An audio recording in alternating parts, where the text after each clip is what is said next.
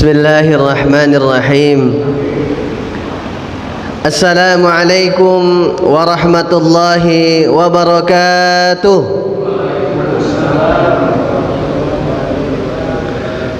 Bagaimana kabar Bapak Ibu? Sehat? Alhamdulillahirabbil alamin. Alhamdulillahirabbil alamin alladzi anzala as-sakinata fi qulubil mu'minin. Ashhadu an la ilaha illallah wahdahu la syarika la wa ashhadu anna Muhammadan abduhu wa rasuluh. Allahumma salli wa sallim wa barik ala sayyidina Muhammad wa ala alihi wa ashabihi ajma'in. Yang kami hormati alim ulama, para asatiz, guru-guru kita, imam kita, bapak-bapak, ibu-ibu, jamaah salat maghrib yang insyaallah dimuliakan oleh Allah Subhanahu wa taala. Amin. Amin ya rabbal alamin. Pertama, kembali kita bersyukur kepada Allah Subhanahu wa taala dengan senantiasa mengucapkan kalimat hamdalah, alhamdulillahi rabbil alamin.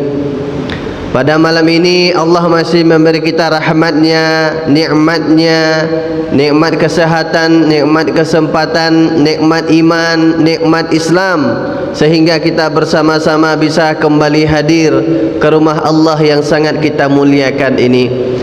Tanpa terasa Bapak Ibu, lebih kurang 1 minggu lagi Ramadan akan datang. Ramadan akan menghampiri kita bersama. Yang menjadi pertanyaannya, Ramadan insyaallah akan pasti datang, tetapi pertanyaan berikutnya, apakah kita akan pasti bisa memasuki Ramadan? Wallahu a'lam bissawab. Namun walaupun demikian, kita juga mesti mempersiapkan diri kita tatkala Ramadan nantinya datang, ataupun kita sampai di bulan suci Ramadan, yang mana ini adalah doa kita semenjak di bulan Rajab. Dari bulan Rajab kita berdoa sampai hari ini sudah bulan Sya'ban, kita masih berdoa. Apa doa kita? Allahumma barik lana fi Rajaba wa Sya'bana wa ballighna Ramadan. Ya Allah, sampai berkahilah kami di bulan Rajab. Alhamdulillah sudah kita lewati. Allah masih berikan keberkahan untuk kita sehingga kita sehat hari ini. Ya Allah, berkahilah kami di bulan Sya'ban. Hari ini kita masih dalam bulan Sya'ban, yang insyaallah seminggu lagi lebih kurang Sya'ban juga akan meninggalkan kita. Wa ballighna Ramadan, dan sampaikanlah kami di bulan suci Ramadan. Bapak Ibu, kalaulah nanti Allah sampaikan kita di bulan suci Ramadan, artinya Allah kabulkan doa kita. Allah kabulkan doa kita, maka tatkala kesempatan itu hadir, kesempatan itu datang, mari kita maksimalkan secara bersama-sama, secara maksimalkan ibadah di bulan suci Ramadan. Jadikan Ramadan tahun ini Ramadan terakhir kita. Tatkala kita solat, inilah rasanya solat terakhir kita. InsyaAllah solat kita akan khusyuk, solat terbaik kita. Begitu juga dengan puasa nanti di bulan Ramadan. Jadikan ini puasa terakhir kita. Mudah-mudahan kita bisa maksimal di bulan Ramadan nantinya. Amin. Amin ya rabbal alamin. Ada sebuah hadis yang Rasulullah mengingatkan kepada kita bersama. Hadis ini diriwayatkan oleh sahabat Nabi yang bernama Abu Hurairah. Tatkala Rasulullah naik mimbar, hadis ini populer. Tatkala Rasulullah naik mimbar, Rasulullah itu membacakan amin sebanyak tiga kali. Apa isi aminnya Rasulullah? Ternyata tatkala itu malaikat Jibril sedang berdoa. Ada 3 doa malaikat Jibril, ya. Ada 3 doa malaikat Jibril yang diaminkan oleh Rasulullah sallallahu alaihi wasallam. Doa pertama malaikat Jibril itu adalah, ya Allah, Allah melaknat seorang hamba yang melewati Ramadan tanpa mendapatkan ampunan. Bapak Ibu, ini diaminkan oleh Rasulullah. Jangan sampai nanti kita memasuki bulan suci Ramadan dan kita biasa-biasa saja, tanpa ada ibadah yang maksimal kita lakukan. Ramadan tak Ramadan biasa saja, tak ada ibadah-ibadah yang khusus ataupun yang maksimal kita lakukan, ya. Bahkan Bapak Ibu dalam bekerja pun sekarang pemerintah kan sudah mengkhususkan waktu untuk bekerja di bulan Ramadan, diperpendek, artinya kita dimaksimalkan untuk beribadah di bulan suci Ramadan. Maka kesempatan ini jangan sampai kita tinggalkan. Maka ini diaminkan oleh Rasulullah, tatkala malaikat berdoa, Allah akan melaknat orang yang keluar dari bulan Ramadan tapi tak dapat ampunan, artinya tak berbekas Ramadan. Makanya rubbas saim, banyak orang yang berpuasa kata Rasulullah tapi tak mendapatkan apa-apa di bulan puasa itu, tak mendapatkan apa-apa dari puasanya melain lapar dan haus saja. Lapar dan haus saja. Puasa orang, puasa kita, tetapi ternyata perbuatan maksiat tidak kita hindari. Na'udzubillahi min dzalik. Yang kedua kata Rasulullah, malaikat juga berdoa, Allah melaknat seorang hamba yang mengetahui kedua orang tuanya masih hidup.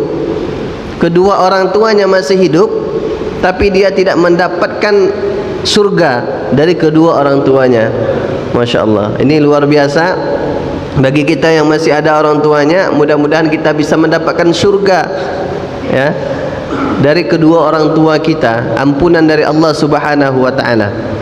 Dan yang ketiga kata Jibril kepada Rasulullah sallallahu alaihi wasallam, dan juga Allah melaknat seorang hamba yang tidak mau bersolawat tatkala namaku disebut.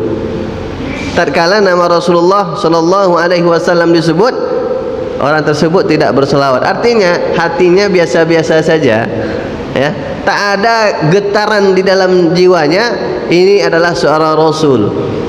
Tak ada getaran di dalam jiwanya tatkala datang ayat-ayat Allah Subhanahu wa taala. Bapak Ibu yang kami muliakan, maka menjelang bulan suci Ramadan ini mari kita siapkan semuanya. Persiapan lahiriah kita, persiapan batin kita. Karena puasa ini perlu tenaga yang kuat, siapkan lahiriah kita sekuat-kuat tenaga. Ya, al-mu'minul qawi, mukmin yang kuat itu lebih dicintai oleh Allah Subhanahu wa taala daripada mukmin yang lemah-lemah saja. Ya, yang loyo-loyo, ya. Tidak. Ya. Bapak Ibu yang kami muliakan, maka mudah-mudahan kita masih terus berdoa kepada Allah, Allahumma balighna Ramadan. Ya Allah, sampaikanlah kami di bulan suci Ramadan nanti, dan mudah-mudahan nanti kita bisa memaksimalkan ibadah kita selama bulan suci Ramadan nantinya. Amin. Amin ya rabbal alamin.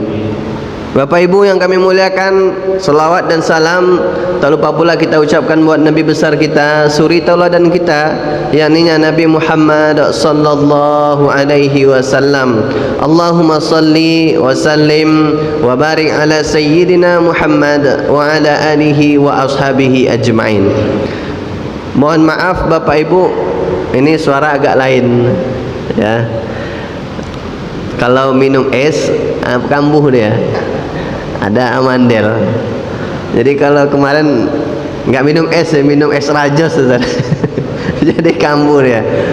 Udah minum obat, mudah-mudahan bisa kembali pulih. Amin insyaallah. Bapak Ibu yang kami muliakan, hari ini insyaallah kita akan melanjutkan kembali kajian kitab Riyadhus Shalihin min kalami Sayyidil Mursalin yang ditulis oleh Imam Abu Zakaria Yahya bin Syarif An-Nawawi. Minggu kemarin kita sudah membahas hadis yang ke-14,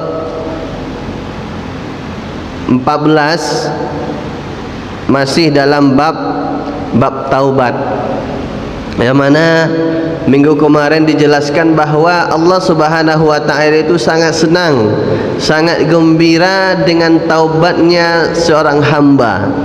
Lebih bergembira daripada tatkala seseorang itu kehilangan unta di padang pasir kendaraannya, kemudian kendaraan itu membawa seluruh bekalnya dan hilang ataupun lepas, dan tatkala suatu ketika dia dapatkan unta berserta dengan bekal-bekalnya itu, pasti seseorang itu gembira, maka kegembiraan Allah lebih daripada kegembiraan tersebut.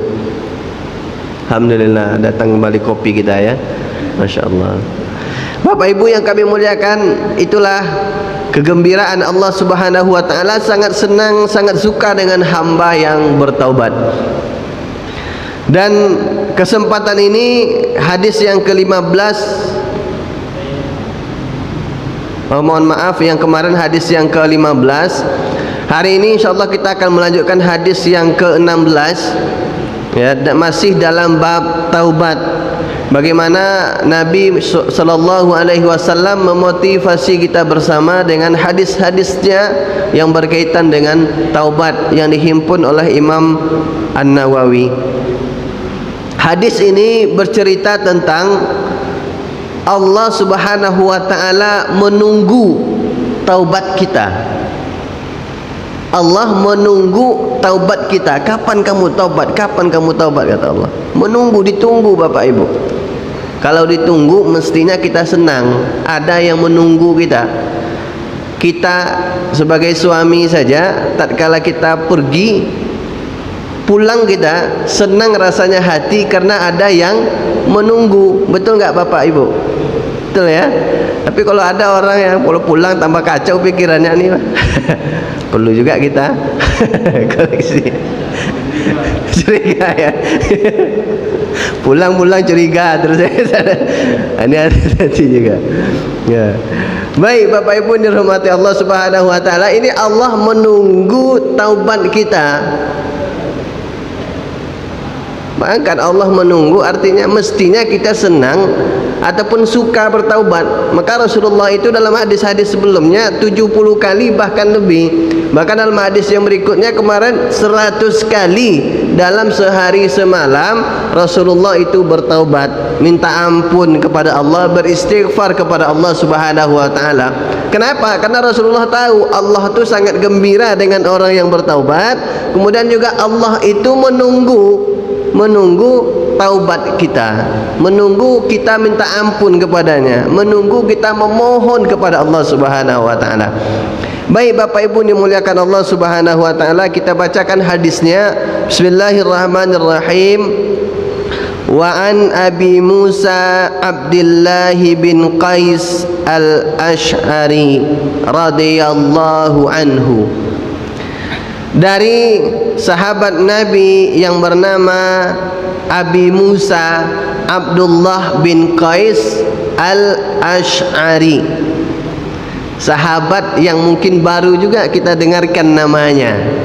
Minggu kemarin kita juga ada sahabat yang bernama Aghar bin Yasar al-Muzani, ya, Aghar bin Yasar al-Muzani.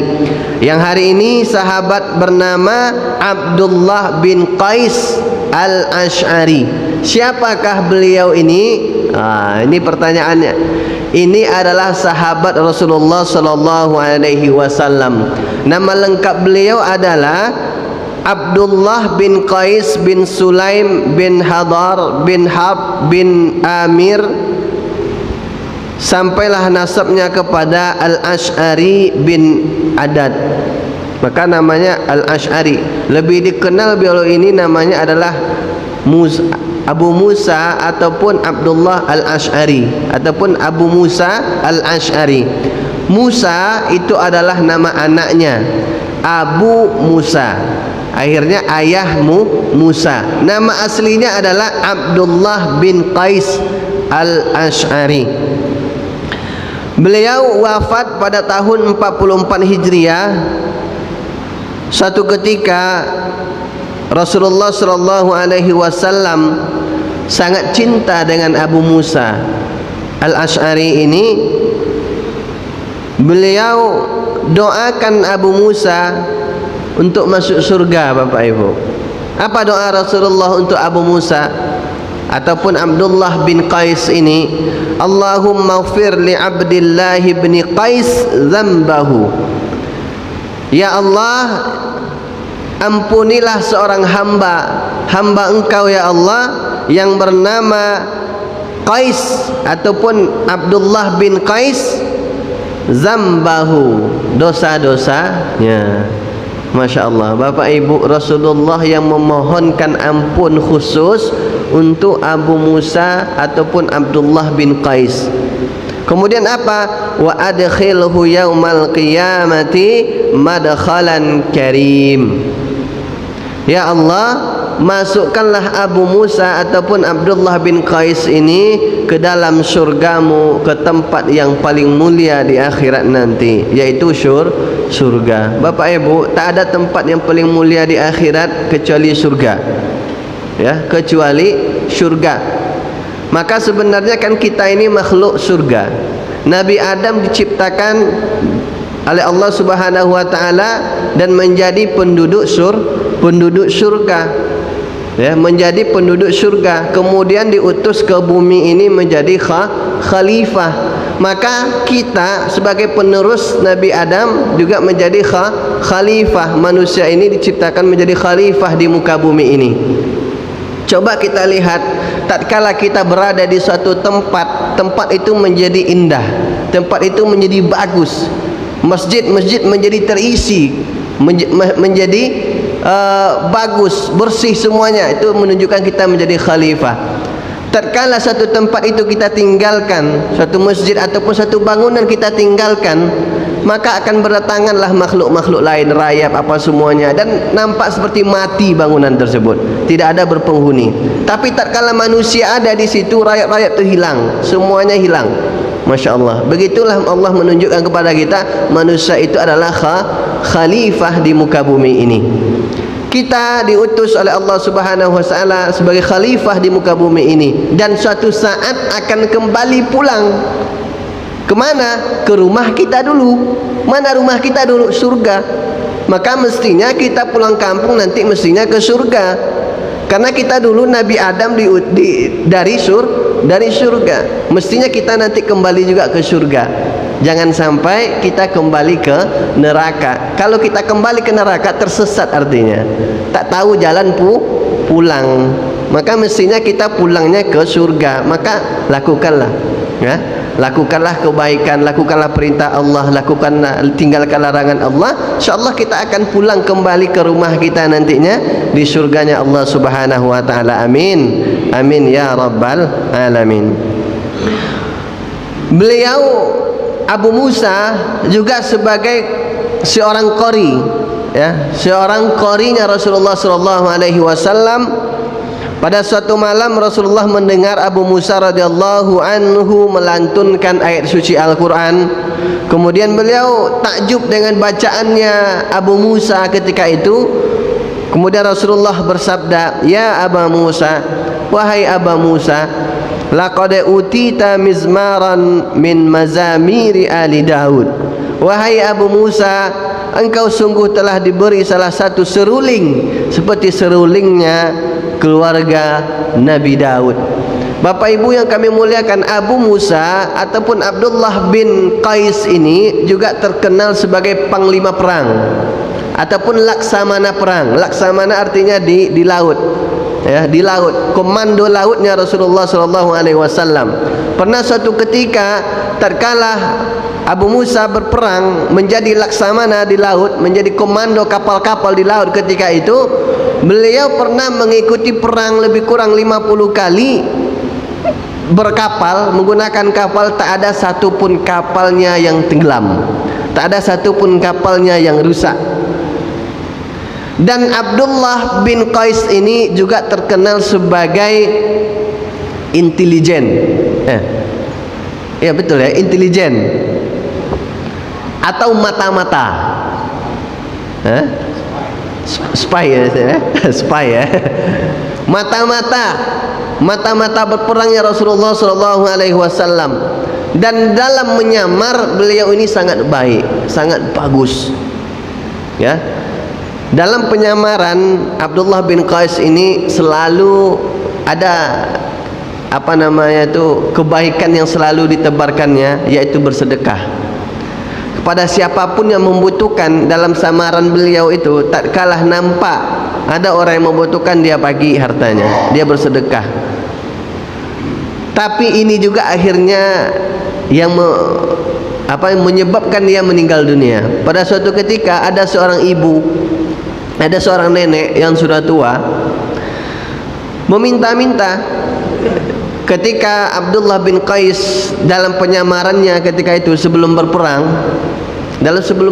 itu ada tim khusus yang diutus oleh Rasulullah untuk melihat keadaan musuhnya ini. Maka salah satunya Abdullah bin Qais inilah.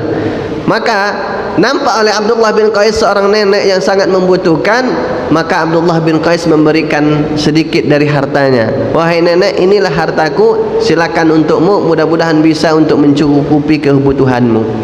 Maka suatu ketika nenek ini pulang kembali ke daerah dia dan menyampaikan kepada tentara-tentara musuhnya Rasulullah ketika itu bahwa Abdullah bin Qais ada di sini. Kalian mau membunuh Abdullah bin Qais kan? Mau. Abdullah bin Qais ada di sini, ada di suatu tempat. Kalau tidak salah namanya Warqa, nama tempat tersebut. Maka pergilah utusan para tentara musuhnya ketika itu mendatangi tempat tersebut dan mengepung tempat tersebut dari seluruh arah. Akhirnya Abdullah bin Qais tahu dirinya ternyata sudah dikenali, penyamarannya sudah diketahui. Dengan para sahabat ketika itu meminta sahabat, silakan pulang ke camp kita, kembali ke lokasi kita, saya akan selesaikan ini. Akhirnya apa? Tak ada lagi tempat untuk lari ketika itu oleh Abdullah bin Qais, dan Abdullah bin Qais disitulah syahid, dibunuh oleh musuh-musuh Allah Subhanahu wa taala dalam tugasnya sebagai penyamar ataupun sebagai intel dari Rasulullah sallallahu alaihi wasallam. Inilah sahabat Nabi yang hari ini hadis yang akan kita dengarkan yang diriwayatkan oleh Abdullah bin Qais Al-Ash'ari. Bismillahirrahmanirrahim. Anin Nabi sallallahu alaihi wasallam qala, dari Nabi Muhammad sallallahu alaihi wasallam, Rasulullah sallallahu alaihi wasallam bersabda, innallaha ta'ala yabsutu yadahu bil laili liyatuba musii'un nahar. Bapak Ibu yang kami muliakan, Allah Subhanahu wa taala membuka, kata Rasulullah sallallahu alaihi wasallam, sungguh Allah Subhanahu wa taala membuka tangannya lebar-lebar, membuka tangannya Allah Subhanahu wa taala bil laili, pada malam hari, liyatuba musii'un nahar, untuk mengampuni ataupun melihat siapa di antara umatnya ataupun manusia ini yang berbuat kesalahan di siang hari. Allah akan tunggu dia untuk bertaubat di malam harinya. Allah buka tangannya, artinya dengan tangan terbuka, ayo taubat wahai umatku. Bapak Ibu yang dirahmati Allah Subhanahu wa taala, ini menggambarkan kepada kita bahwa Allah menunggu taubat kita. Musii'un nahar, orang yang melakukan keburukan di siang hari. Mungkin di siang hari dia melakukan maksiatan kepada Allah, melanggar aturan-aturan Allah. Malam hari Allah berharap dia bertaubat kepada Allah Subhanahu wa taala. Allah menunggu taubat hambanya di malam hari, orang yang melakukan dosa di siang harinya. Kemudian wa yabsutu yadahu bin nahari liyatuba musii'ul lail, dan juga Allah Subhanahu wa taala membuka tangannya di siang hari menunggu taubat hambanya yang melakukan dosa di malam hari. Bapak Ibu, kalau kita lihat di kota-kota besar itu sekarang, itu malam hari luar biasa ya, luar biasa, hiburan-hiburan malam itu luar biasa. Maka ini kalau tidaklah bertaubat, na'udzubillah, boleh jadi nanti Allah turunkan azab. Di siang hari Allah tunggu taubatnya. Artinya apa? Setiap waktu Allah menunggu taubat kita, baik siang maupun malam. Kapanpun kita ingin bertaubat kepada Allah, Allah tunggu taubat kita. Kalaulah Allah tunggu betul-betul kita bertaubat kepada Allah, insyaallah taubat kita akan diterima oleh Allah Subhanahu wa taala. Bapak Ibu yang kami muliakan, kita ingat kisah seorang yang membunuh 100 orang ya, 99 orang sudah dibunuhnya. Seorang pemuda yang kekar, ya, ini membunuh 99 orang. Dan satu ketika dia dapat hidayah, terngiang-ngiang di dalam hatinya ingin bertaubat kepada Allah Subhanahu wa taala. Dicarinya orang, ya, dicarinya orang untuk bertaubat kepada Allah. Didatanginya orang yang ahli ibadah ketika itu. Bisakah aku bertaubat? Bisakah Allah mengampuni segala dosaku? Aku telah membunuh 99 orang. Akhirnya apa? Orang tadi mengatakan tidak mungkin Allah akan mengampunimu. Ya, 99 orang yang telah engkau bunuh. Akhirnya apa? Dibunuhnya yang satu itu lagi. Cukuplah genap sebanyak 100 orang mati. 100 orang Bapak Ibu yang telah dibunuhnya. Akhirnya datang, ketemulah dia dengan seorang yang ahli ilmu ataupun ahli ibadah juga. Ketika itu ditanya, mungkinkah Allah akan mengampuni dosaku? Dijawab oleh orang tersebut, Allah akan mengampuni dosamu. Ampunan Allah itu lebih besar daripada dosa-dosamu. Ampunan Allah itu lebih luas daripada dosa-dosamu. Tapi dengan satu syarat, engkau mesti tinggalkan kampung ini. Pergilah satu kampung yang di sana insya Allah nanti engkau akan menjadi orang baik. Maka pendosa yang sudah membunuh 100 orang tadi berangkat. Bapak Ibu dalam hatinya ingin bertaubat kepada Allah, berangkat. Dalam perjalanan meninggal. Dalam perjalanan meninggal dunia. Dalam riwayat setengah perjalanan, ya, pas di tengah-tengah perjalanan meninggal dunia. Dalam riwayat hadis nanti insya Allah akan kita baca hadisnya, mudah-mudahan sempat waktu kita ataupun ada masanya nanti insya Allah di bab taubat ini juga, ya.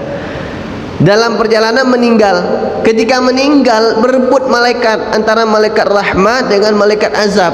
Malaikat azab ingin membawanya ke neraka, ingin mengazab dia. Ini pendosa belum bertaubat ini katanya. Malaikat rahmat dia sudah berniat bertaubat. Akhirnya apa? Diukur jarak antara lokasi dia kampung yang tadi dengan arah tujuan dia. Diukur. Pas tadi di tengah-tengah, ternyata setelah diukur bedanya cuma 1 jengkal lebih dekat ke daerah tempat dia akan bertaubat. 1 jengkal saja bedanya dengan daerah tadi yang sudah ditinggalkannya. Artinya apa? Akhirnya malaikat rahmah yang membawa ruhnya. Masya Allah. Ini luar biasa Bapak Ibu. 1 jengkal saja bedanya. Tatkala sudah kita niatkan betul-betul kepada Allah, walaupun belum sampai, Allah akan terima taubat kita. Kapan taubat kita ini tidak akan diterima oleh Allah Subhanahu wa taala? Di akhir hadis Rasulullah mengingatkan kita.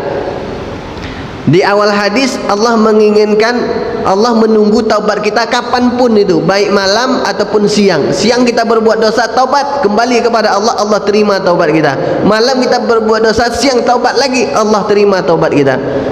Ya, artinya jangan lelah untuk bertaubat kepada Allah Subhanahu wa taala. Dalam akhir hadis Rasulullah mengingatkan kita, hatta tatla'u syamsu min maghribiha, sampai matahari itu terbit di barat.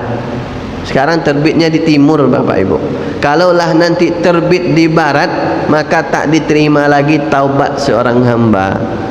Na'udzubillahi min dzalik. Hati-hati kita. Maka jangan tunda-tunda taubat. Kalaulah taubat itu kita tunda, kita tak tahu usia kita kapan. Bolehlah, kalaulah, untunglah nanti kalau kita dipanggil oleh Allah dalam keadaan baik. Sedang solat umpamanya, Allahu Akbar, sedang solat Allah panggil kita, Masya Allah. Ini luar biasa, ya. Atau sedang baca Quran, banyak kan kejadian Bapak Ibu. Qori kita secara nasional disiarkan dulu Bapak Ibu, ya. Ketika membaca ayat Al-Quran secara nasional disiarkan, meninggal. Ketika itu dipanggil oleh Allah langsung. Maka la yastaqdimuna sa'a wa la yastakhirun. Tak bisa ditunda, tak bisa dimajukan, walaupun hanya 1 detik tak bisa. Ketika sudah saatnya Allah panggil. balik ya, maka tak bisa ditunda. Maka kalaulah Allah panggil kita dalam keadaan kita baik, alhamdulillah. Tapi kita khawatir nanti Allah panggil kita tatkala kita bermaksiat kepada Allah, na'udzubillahi min dzalik. Maka jangan sampai itu terjadi. Harapan kita terus melakukan kebaikan, dan ketika kita melakukan kesalahan cepat-cepat bertaubat kepada Allah Subhanahu wa taala. Hatta tatlu'u syam, hatta, kata Rasulullah sallallahu alaihi wasallam, hatta tatlu'u syamsu min magharibiha, sampai matahari itu terbit dari barat. Kalaulah matahari sudah terbit dari barat, Allah tidak akan lagi menerima taubat hambanya. Dalam Al-Quran Allah mengatakan, innallaha la yaghfiru an yushraka bihi wa yaghfiru ma duna dzalika liman yasha. Allah tak akan mengampuni orang-orang yang berbuat syirik kepadanya, dan Allah akan mengampuni dosa-dosa hambanya selain itu. Maka kalau ada kita berbuat syirik kepada Allah, na'udzubillah, ya, na'udzubillah min dzalik. Kalau ada kita berbuat syirik kepada Allah, mari cepat-cepat kita bertaubat sebelum kita meninggal. Kalau sudah meninggal nanti, maka tak akan diterima oleh Allah Subhanahu wa taala. Amal-amal ibadah lain lagi tak akan diterima oleh Allah Subhanahu wa taala.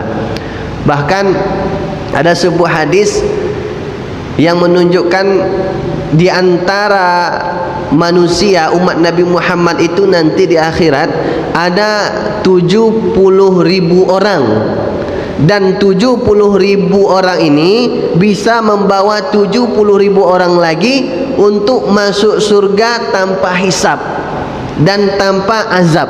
Masya Allah, tanpa hisab, tanpa azab. Kalau dikalkulatorkan, dikalkulasikan, sekitar 4,9 miliar orang. Masya Allah, 4,9 miliar orang. Kalau 70.000 kali 70.000, ya. Nah, sebanyak itu nanti akan masuk surga bighairi hisabin wala adabin, tanpa hisab, tanpa azab. Artinya langsung, jalur tol ini tak ada macetnya, langsung masuk surga tanpa hisab. Siapa ini? Di antara syaratnya tidak mensekutukan Allah, tidak meramal-ramal, ya, tidak menjadi peramal-peramal yang belum jelas. Nah, kemarin ada di sirkuit di sirkuit Mandalika, pawang hujan yang kehujanan, ya. Ini Allah lah, ya.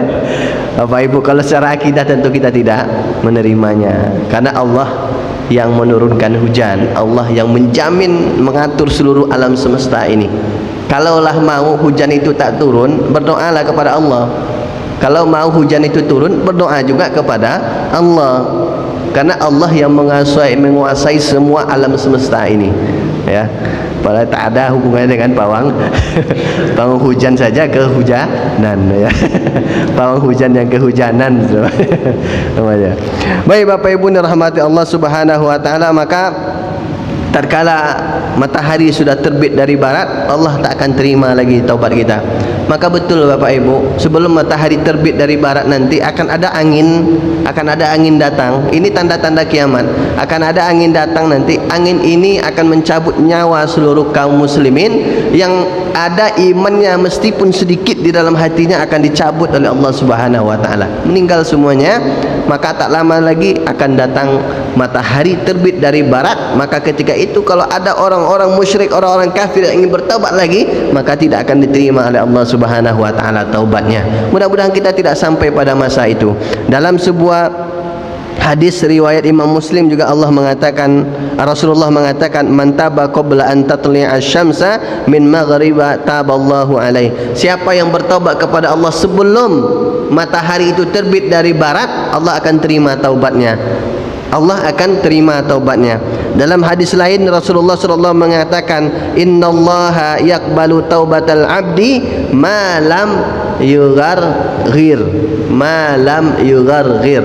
Allah Subhanahu wa taala akan menerima taubat seorang hamba sebelum nyawanya gargar di tenggorokan. Kalau sudah gargar, bunyinya gargar gitu, Pak. Kalau sudah seperti itu, kita bertaubat kepada Allah, nauzubillah, Allah tak akan terima taubat kita lagi, karena sudah diambang kematian itu, diambang kematian. Begitu seperti yang disampaikan oleh Allah dalam ayat Al-Quran, kisah tentang Fir'aun yang ketika ingin bertaubat dia mau tenggelam bersama dengan seluruh pasukan-pasukan tentaranya, mau tenggelam, baru dia beriman kepada Tuhannya Musa katanya. Tapi Allah tidak terima taubatnya, Allah tak terima lagi taubatnya. Maka sebelum nyawa diambil, sebelum nyawa ruh kita diambil, kembali kepada Allah, taubat kita kepada Allah Subhanahu wa taala dengan sebaik-baiknya taubatan nasuha. Bagaimana taubatan nasuha? Umar mengatakan kepada kita, Umar bin Khattab, sahabat Rasulullah, kata Umar, taubatan nasuha itu adalah orang tersebut meninggalkan kesalahan yang dia lakukan itu untuk selama-lamanya dan dia tak akan ulangi lagi. Itulah taubatan nasuha. Ya, itulah taubatan nasuha. Kalau bisa itu kita lakukan, insyaallah Allah akan catat kita sebagai kebaikan. Orang yang bertaubat, kesalahannya akan diganti oleh Allah sebagai kebaikan. Banyak kemuliaan orang bertaubat. Hadis-hadis yang lalu kita bacakan, kesalahannya Allah ganti dengan kebaikan. Allah senang dengan orang yang bertaubat. Kemudian Allah menunggu taubat kita. Masya Allah, banyak sekali kemuliaannya. Dan ketika kita bertaubat kepada Allah, Allah akan mudahkan seluruh urusan kita. Allah akan cukupkan kebutuhan-kebutuhan kita. Ya, Allah akan berikan apa yang kita inginkan. Tatkala kita sudah dekat dengan Allah Subhanahu wa taala, Allah akan berikan. Kamu mau apa? Kamu keinginannya apa? Allah akan berikan kepada kita. Tapi benar-benar kita bertaubat kepada Allah Subhanahu wa taala. Karena tak ada manusia yang tidak bersalah, tak ada manusia yang tidak berdosa, tak ada manusia yang kecuali Rasulullah yang maksum, ya, kecuali Rasulullah yang sudah maksum. Maka oleh karena itu, mari kita bersama-sama minta ampun kepada Allah Subhanahu wa taala, bertaubat kepada Allah Subhanahu wa taala, minimal membaca istighfar, ya. Minimal membaca istighfar. Ketika kita melakukan kesalahan, istighfar. Ketika kita melakukan kezaliman, istighfar, bertaubat kepada Allah Subhanahu wa taala. Bapak Ibu yang kami muliakan, jam berapa Isya Ustaz? 21 ya. 1 menit lagi nih Pak. Pas ya. Baik, Bapak Ibu yang kami muliakan, mungkin itu saja hadis kita. Dan mungkin ini adalah pertemuan terakhir kita Ustaz ya. Karena Ahad depan kalau tidak ada perubahan ini sudah masuk Ramadan. Ya, 1 Ramadan. Oleh karena itu saya mohon maaf kepada Bapak Ibu semuanya kalau ada kesalahan dan kekhilafan baik dalam pengajian ataupun di luar pengajian kita. Saya mohon maaf. Bisa dimaafkan Bapak Ibu? Saya alhamdulillah. Dan juga begitu Bapak Ibu, tak ada kesalahan, insyaallah kita sama-sama bertaubat kepada Allah Subhanahu wa taala, mohon ampun dan berdoa kepada Allah, mudah-mudahan disampaikan umur kita di Ramadan nantinya. Amin. Amin ya rabbal alamin. Mohon maaf atas segala kekurangan dan khilafan. Kita tutup dengan doa kafaratul majlis. Subhanakallahumma wa bihamdika asyhadu an la ilaha illa anta astaghfiruka wa atubu ilaik. Wassalamualaikum warahmatullahi wabarakatuh.